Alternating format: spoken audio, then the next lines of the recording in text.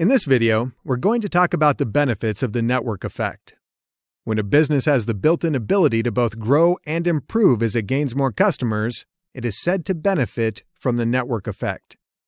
In these cases, the more people who use a certain business, the bigger its market share gets. But more importantly, the more exclusive its hold on that share becomes. This is simply because having more users translates into a more valuable product or service for all, and inherently leads to a never-ending cycle of continuous growth.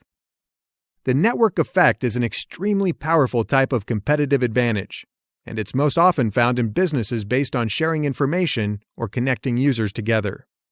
You don't see it much in businesses that deal in physical goods. Examples of this can be seen in companies such as eBay, Visa, and Facebook.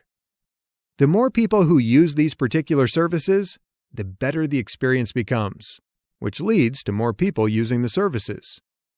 The network effect gives a company a lot of advantages over its competitors. Looking at Facebook, for example, Facebook becomes more and more profitable when more people use it. You know what? Facebook has access to a database of billions of people around the world. So this means they can easily make billions of dollars just by utilizing their customer base.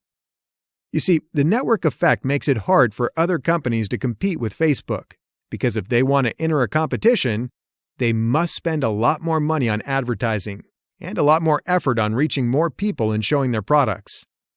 In the case of Facebook, they can reach billions of people without any hassles.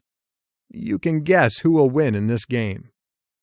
This competitive advantage can be difficult to dislodge once it gains momentum, and so it offers a potentially enormous economic moat to the lucky company or two that managed to establish the first successful networks in a particular industry.